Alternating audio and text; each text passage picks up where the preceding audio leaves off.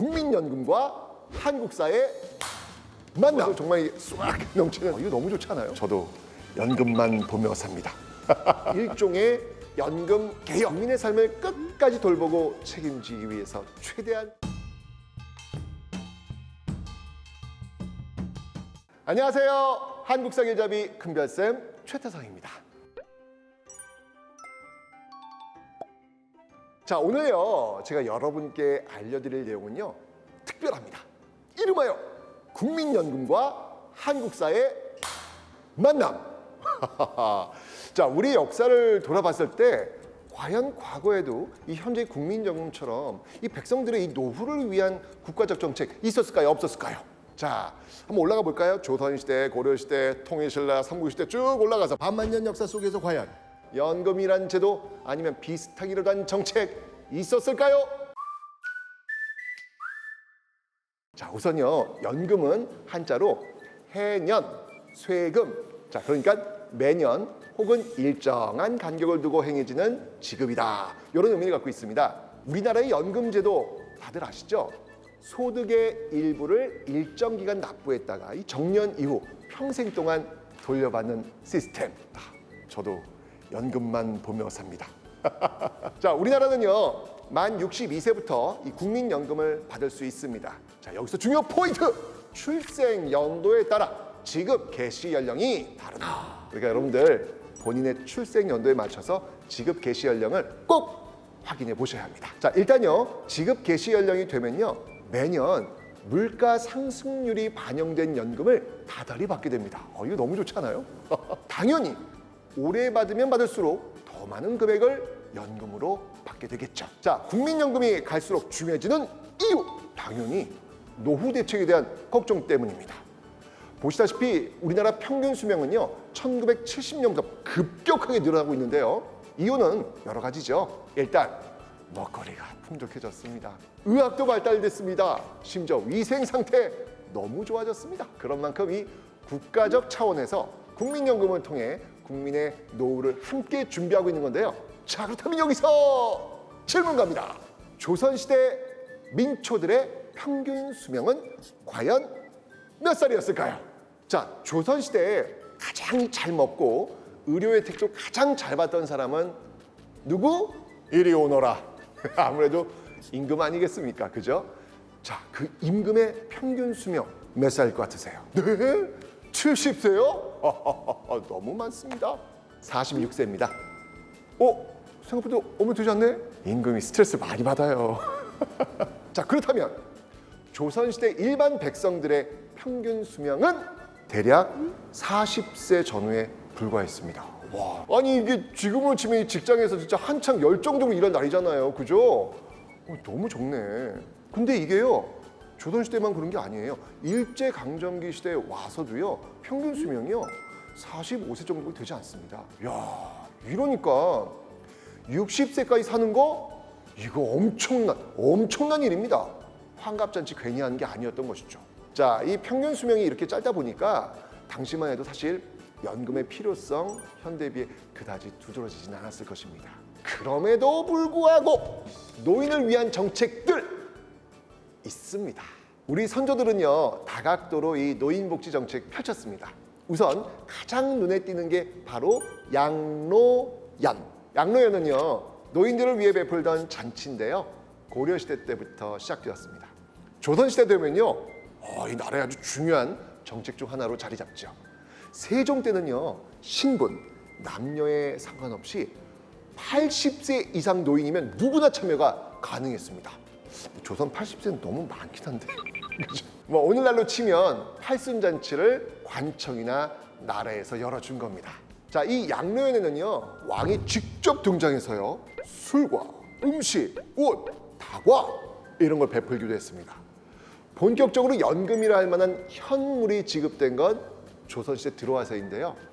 아무래도 유교 사상에 입각한 나라이다 보니까 조선시대는 효를 중요시 여겼기 때문에 이 경로의식이 투철할 수밖에 없었죠. 일단 세종대에는요 100세 이상의 노인들, 지금도 100세는 굉장한 건데 어쨌건 이 100세 이상의 노인들에게는요 매해 연초마다 쌀을 내렸다는 기록이 있습니다. 그리고요, 월마다 술과 고기를 주었다고 합니다. 오, 오늘날로 치면요, 이 쌀과 음식이 매월 통장에 들어오는 연금인 셈이죠. 여기서 끝이냐? 좀 더 쓰세요. 100세 이상만 챙기면 안 되잖아요. 90세 이상의 노인에게도 챙깁니다. 매년 술과 술잔을 내렸다고 합니다. 80세 이상 노인, 이분들은 지방관이 직접 대접하도록 되어 있습니다.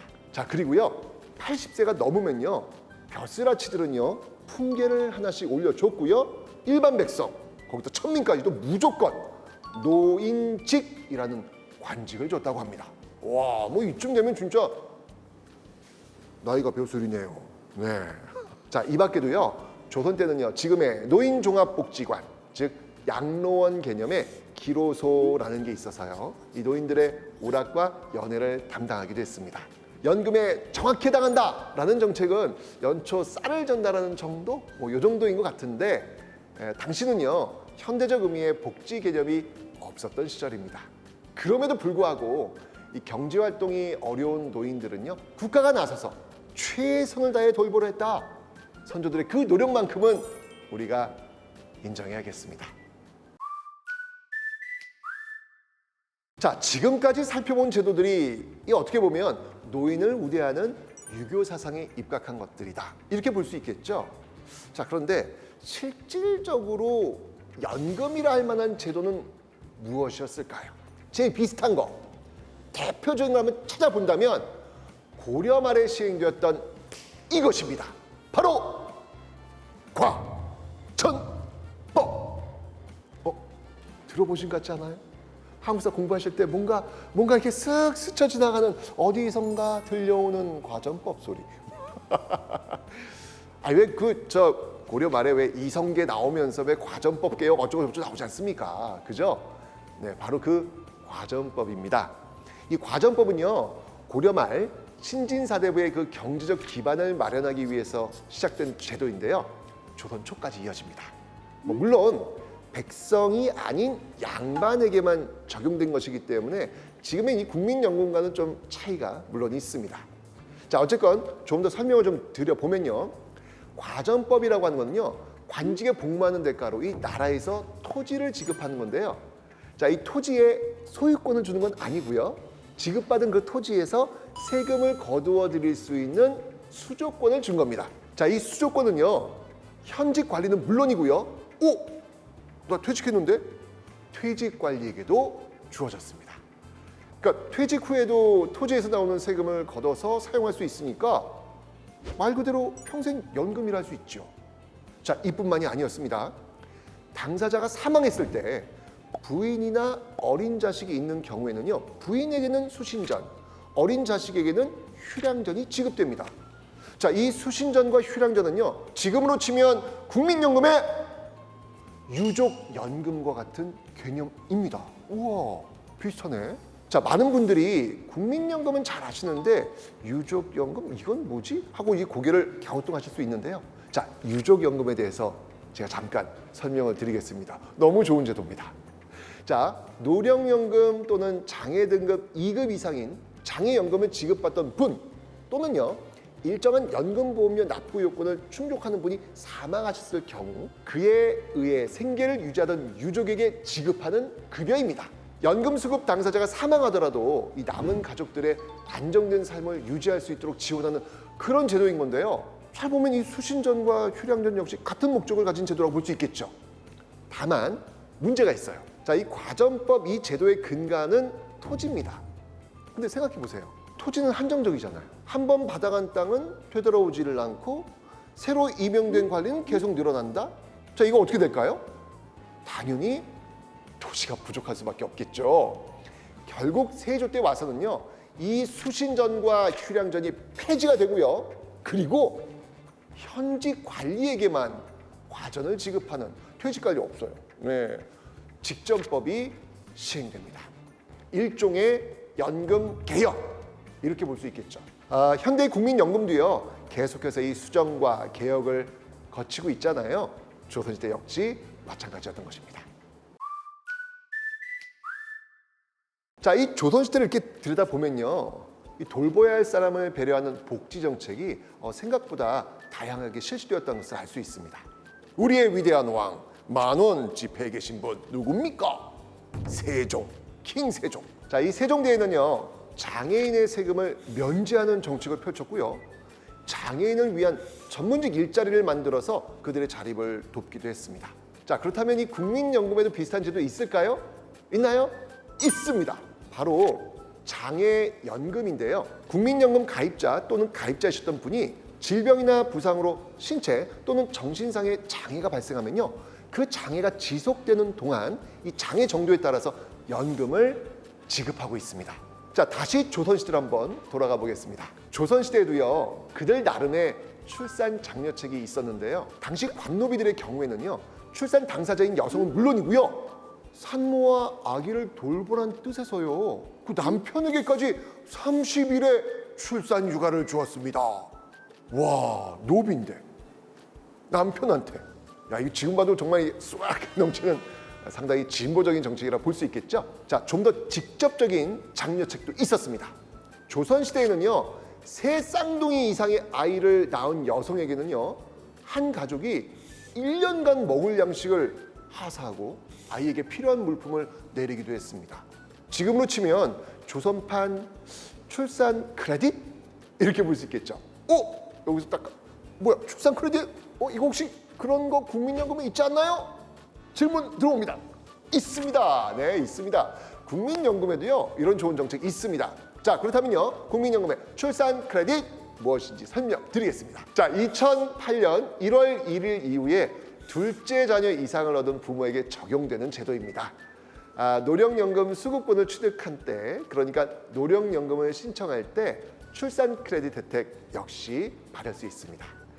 출산 크레딧 혜택을 받게 되면요, 자녀의 수에 따라서 부모 합산 최대 50개월까지 국민연금 가입 기간이 늘어난다고 하니까 와, 이거 놓치면 안 되겠죠. 자, 지금까지 우리 역사 속 연금 제도에 대해 살펴봤습니다. 연금 제도가 있을 거라고 상상도 못했던 조선시대조차 보시다시피 나라는, 국가는 국민의 삶을 끝까지 돌보고 책임지기 위해서 최대한 노력하는 모습 볼 수 있었습니다. 자, 그런데요, 지금도요, 그리고 앞으로도요, 그런 노력은 계속될 것입니다. 물론 연금의 질을 담보하기 위해선 사회적 합의에 따른 지속적인 제도 개선 역시 필요하겠죠. 고령화 시대 더욱더 눈부시게 발전해 나갈 국민연금제도, 그 앞날을 저 큰별쌤 최태성과 함께 응원해 주시길 바라면서 조선시대 연금제도에 대한 오늘 이야기는 여기까지 마치도록 하겠습니다. 자, 저는 어디서 볼까요? 네, 큰별쌤의 또 다른 수업에서 유익하고 알찬 방송으로 찾아뵙겠습니다. 여러분들 감사합니다.